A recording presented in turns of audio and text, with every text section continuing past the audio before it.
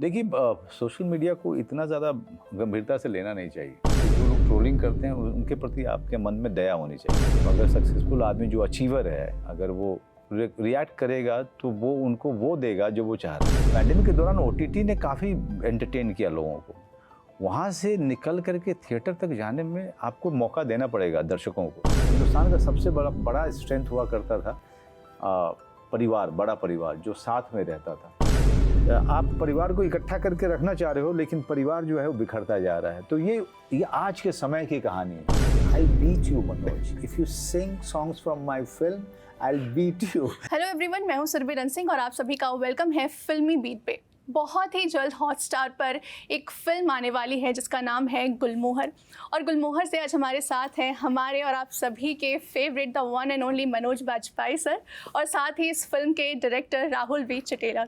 आप दोनों का ही बहुत बहुत स्वागत है फिल्मी बीट पे। थैंक यू सर, ट्रेलर देखा, ट्रेलर तो काफ़ी अमेजिंग है एंड आई एम श्योर बहुत सारे लोग इससे कनेक्ट कर पाएंगे, क्योंकि मैंने भी काफ़ी कुछ ऐसे सीन्स थे जो मैंने भी कनेक्ट किया। तो आप लोगों से एक बार जानना चाहेंगे स्टोरी के बारे में, किरदारों के बारे में। ये फिल्म बेस्ड है दिल्ली में, और ये कहानी है एक घर की जिसमें ये फैमिली मेम्बर्स ने अभी डिसाइड किया है कि ये घर वो बेच रहे हैं। इस घर में वो काफ़ी 3 वर्षों से 30 ईयर्स से रह रहे हैं। और जब ये घर बेच दिया उन्होंने, और जब ये पैकर्स को बुलाते हैं, as they start packing their house, ये सारे किरदारों के सीक्रेट्स बाहर निकलते हैं एक दूसरे के लिए। और ये एक इंटरपर्सनल रिलेशनशिप ड्रामा है जो इन सब किरदारों के बारे में है। एंड दैट्स व्हाट गुलमोहर। सो नहीं, बिल्कुल, मतलब यही एक बंगला है, बहुत ही संभ्रांत परिवार है, और जिसकी मालकिन है शर्मिला टैगोर जी, और उनका बेटा है अरुण बत्रा जो रोल मैं कर रहा हूँ, और मेरे बच्चे हैं 3 है कि 4 हैं? आप बताएं आपके बच्चे? तीन हैं। तो 2 बेटियां हैं, 1 बेटा है। बेटे के साथ में इसकी थोड़ी सी कॉन्फ्लिक्ट है। बेटियां जो हैं वो अपनी अपनी ज़िंदगी में मस्त हैं। तो अब वो एक ऐसा आदमी है जो इस पूरे परिवार को ये बिकने के बाद भी, बंगला बिकने के बाद भी जोड़ के रखना चाहता है। लेकिन जो माँ और बाकी सारे के सारे लोग हैं, उनका अपना एक अलग प्लान है। तो ये 2 तरीके के माइंडसेट के साथ ये फिल्म प्ले कर रही है। एक जो फैमिली को साथ में जोड़ के रखना चाह रहा है, और दूसरे जो इस फैमिली के बियॉन्ड अपनी ज़िंदगी देख रहे हैं। तो वो टकराव वाली स्थिति है, और उस पर ये पूरी फिल्म है। सर, जब भी कोई फैमिली ड्रामा फुल मार्क्स तो जब भी कोई फैमिली ड्रामा फिल्म बनती है तो लोग जो है, ऑडियंस जो है, उसमें कोई ना कोई खुद से कनेक्शन ढूंढती है। जैसे मैंने कहा कि कुछ चीज़ों से आप भी कनेक्ट कर पाते, तो सर ऐसा कोई फैक्टर इस फिल्म में जिससे लोग ऑडियंस कनेक्ट करेंगे? आई थिंक बहुत सारे फैक्टर्स। एक तो there are 3 generations in the family, तो ये it's not isolated, it's not about one age group. It's got the grandmother, it's got the father, it's got the children, it's got the spouses, जो भाई बहन हैं, ये सब के बारे में है ये कहानी। तो सबसे बड़ी चीज़ है कि ये इन सब किरदारों के बारे में है। तो आप कहीं ना कहीं आप इन किरदारों को देखकर आप या तो खुद से रिलेट कर पाएंगे, या रिकग्नाइज कर पाएंगे, या फिर होपफुली आपको किसी और के बारे में याद आएगा। लाइक आप जो है, जैसे कि आप उसके गवाह हैं, आप उस जगह पे आप भी बैठे हैं कहीं ना कहीं। इस तरीके से इन्होंने शूट किया है। सर, ट्रेलर में आपने एक चीज़ कही है, एक डायलॉग है आपका कि लोगों ने अपने कमरों में ही अपने घर बना लिए हैं। आपने ये बात कही है, तो सर आप कितना उससे रिलेट करते हैं? कोई इंसिडेंट आप लोगों ने अपने आंखों के सामने ऐसा कुछ जब से मैं जॉइंट फैमिली से आता हूँ, और उसके बाद मेरे पिताजी अलग हुए। जब जॉइंट फैमिली से अलग जा कर के उन्होंने, जब बंटवारा हुआ तो उन्होंने अपना अलग घर बनाया। वो घर बना, एंड वो घर बनने के बाद सारे बच्चे अलग अलग जगह चले गए, और उस घर में, उस गांव में सिर्फ मेरे माँ बाप रह गए।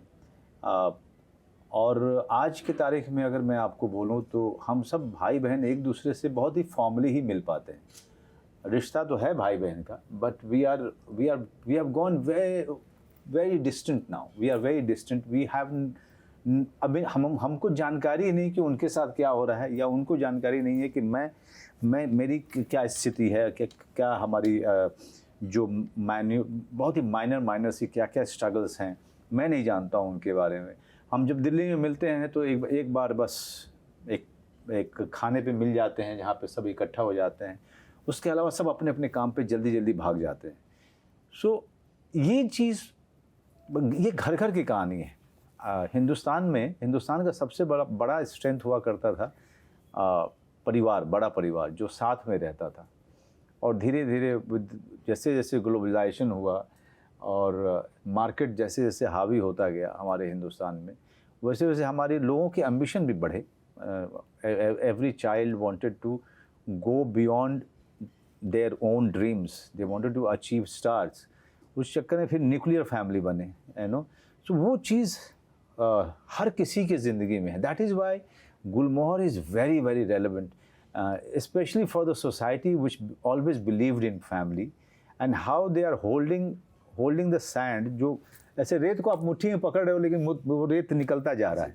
तो आप परिवार को इकट्ठा करके रखना चाह रहे हो लेकिन परिवार जो है वो बिखरता जा रहा है। तो ये आज के समय की कहानी है जो शायद आपके परिवार के लिए सच है, मेरे परिवार के लिए सच है, इनके परिवार के लिए सच, हम सब के लिए सच है।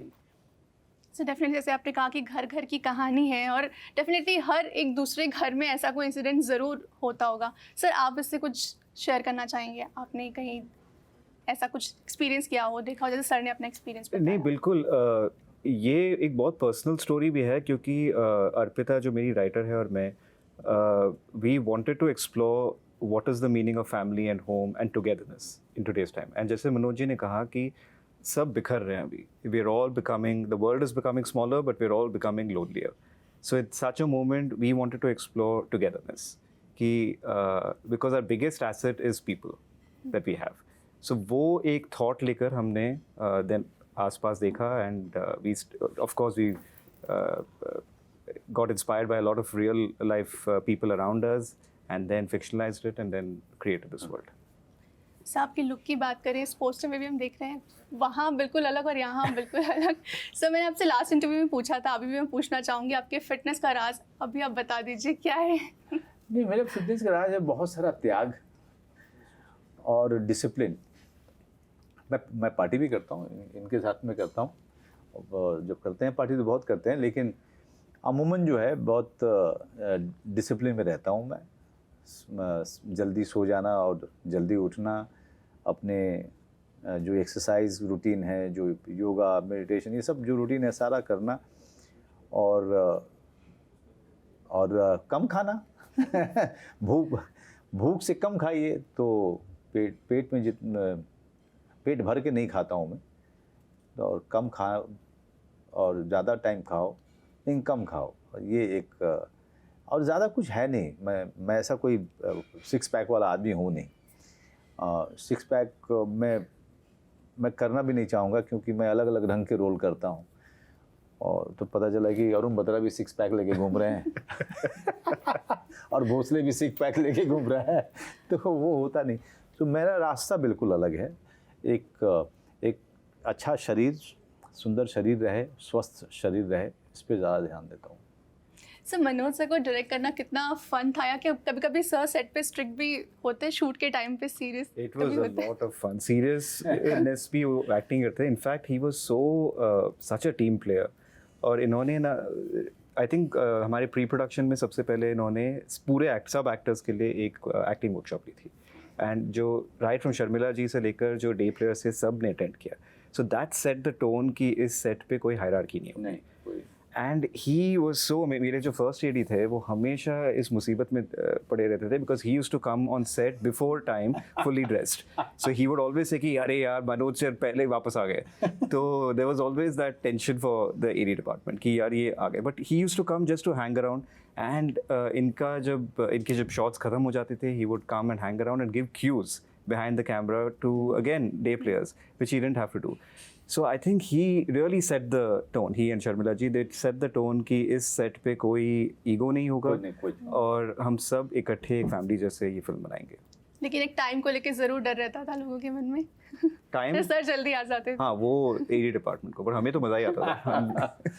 ओके, काफ़ी समय के बाद शर्मिला मैम जो है वो वापसी कर रही हैं, और बहुत सारे लोगों का एक ड्रीम होगा कि सर्क और उनको साथ में देखना, जो Absolutely. कितना आपके लिए मुश्किल रहा दोनों को साथ में कास्ट करना, कितना टफ रहा?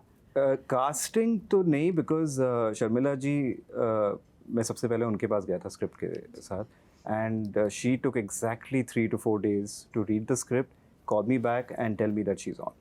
और मैं ये जोक करता हूँ पर बहुत सीरियसनेस के साथ कि बाकी जो भी एक्टर्स हैं या क्रू मेंबर्स हैं, वो उन्होंने ये फिल्म इसलिए किया क्योंकि we were all admirers and lovers of Sharmila Tagore. And once we cast her, everyone literally came in as a fan. And then, of course, with Manoj ji joining, it was just everyone literally joined to be around these two veterans on set. Sir, आपका कोई fan moment Sharmila ma'am के हमेशा साथ में? मैं उनसे मिला तो मैं बहुत बोलने लगा कि मैम ये मैंने ये देखा, मैं ये छोटा था तो मुझे बहुत धुंधली सी याद है, मैंने ये फिल्म देखी थी. और फिर उन्होंने कहा, Manoj just calm down and set. तो और सबकॉन्शियसली मैं उनकी फिल्मों के गाने गाता रहता था सेट पे. और हमेशा बाई चांस वो वहाँ पे खड़ी होती थी या गुजर रही होती थी. एक दिन उन्होंने कहा, I'll beat you, Manoj. If you sing songs from my film, I'll beat you. Okay. सिर्फ तो आपने किस्सा जो बताया मैम के साथ में, पर जब शूट होता है तो काफ़ी लंबा समय होता है, सब एक दूसरे को काफ़ी जानने लगते हैं, तो कोई ऐसा कोई मेमोरी आप लोग जो शेयर करना चाहेंगे शूट से जो काफ़ी? यही, as soon as Sharmila ji would leave the set, सब ऐसे बहुत, of course they would behave when she's around, but as soon as she left the set, Manoj ji, Simran, me and a few others, we'd start singing Shammi Kapoor and Sharmila Tagore songs. And we'd just be so excited that we've spent one day with Sharmila Tagore. But then it literally became like a family, because Sharmila ji would get food from her house, Manoj ji would cook food for everybody and he would serve everybody. और ये एक ऐसा set था जहाँ पर पूरी unit ने एक साथ खाना खाया, which was very important for us. Right. There was no restriction. And वो 1 घंटा जो लंच ब्रेक था, everyone used to meet at our base. Sharmila ji आ जाती थी हमारे साथ खाना खाने के लिए, उनसे भी रहा नहीं जाता. हाँ, तो मैं जोक करता हूँ एक्चुअली कि हमारे वैनिटी मैन्स वेस्ट हो गए, क्योंकि कोई वैनिटी मैन्स में थे ही नहीं, हम सब एक साथ रहते थे. पर कौन सा वो गाना था मैम का सबसे ज़्यादा आप लोग गुनगुनाते थे? सब जब भी जी चाहे नई दुनिया बसा लेते हैं लोग, ये दाग फिल्म का गाना है. और मेरे दिमाग में बैठ जैसे ही उनको देखा तो मैं गुनगुनाना शुरू कर देता था वो गाना. या फिर वो जा. कि सब बीच में ऐसा हुआ था कि बॉलीवुड की फिल्मों पे जो है बॉयकॉट का एक बहुत बड़ा जो है एक तरीके से साया आ गया था, लेकिन पठान आने के बाद से अब लोगों का फिर से उस पर ट्रस्ट जो है वो वापस बिल्ड हो गया. आप लोगों को क्या लगता है सर, क्या अब आगे? अब आपने बोल ही दिया. अब हम क्या बोलें. सवाल भी आपने किया, जवाब भी आप ही ने दे दिया. नहीं, अच्छा हो कि आगे भी फिल्में चलें. और देखिए, सोशल मीडिया को इतना ज़्यादा गंभीरता से लेना नहीं चाहिए, क्योंकि जो लोग हैंडल चलाते हैं, अब जितने लोग, मैं अभी बात कर रहा था किसी से कि जो लोग ट्रोलिंग करते हैं उनके प्रति आपके मन में दया होनी चाहिए. क्योंकि बेचारे वो एक सक्सेसफुल आदमी या औरत को बोल करके वो चाहते हैं कि उनको भी कुछ देर के लिए वो कुछ उसका हिस्सा मिल जाए. तो अगर सक्सेसफुल आदमी जो अचीवर है, अगर वो रिएक्ट करेगा तो वो उनको वो देगा जो वो चाह रहे हैं. इससे अच्छा है उनके पर दया कीजिए, जाने दीजिए उनको. हमारी थिएटर की स्थिति इसलिए बुरी नहीं हुई थी बीच में कि इस तरह के ट्रोलिंग हो रही थी. हमारी थिएटर की स्थिति बुरी इसलिए हो रही थी क्योंकि पैंडेमिक के बाद लोगों का, पैंडेमिक के दौरान OTT ने काफ़ी एंटरटेन किया लोगों को. वहाँ से निकल करके थिएटर तक जाने में आपको मौका देना पड़ेगा दर्शकों को कि वापस से वो उस हैबिट में आएँ. और जितने सारे मीडियम रहेंगे उतना अच्छा रहेगा, ना सिर्फ दर्शकों के लिए, इंडस्ट्री के लिए. Because OTT all said and done, जितना मौका इसने टैलेंट को, कैलिबर को दिया है, इतना मौका इस हिंदुस्तान में किसी और मीडियम ने नहीं दिया था.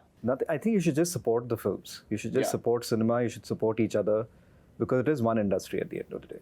सर, लास्टली ऑडियंस को आप बताना चाहेंगे फिल्म कब आ रही है, कहाँ देख सकते हैं? कब आ रही है? 3rd March, 3 Disney मार्च। Plus कहाँ आ Hotstar. रही है? Disney Plus Hotstar. Disney plus Hotstar. आप ज़रूर देखिए। अगर आपके पास इसका सब्सक्रिप्शन नहीं है तो आप सारे दोस्त मिल करके एक सब्सक्रिप्शन ले लीजिए। अगर पैसा नहीं है तो, अगर सबके पास पैसा है तो दे दीजिए। एक अच्छी फिल्म के लिए इतना तो कर ही सकते हैं आप। Thank you so much sir. Thank you.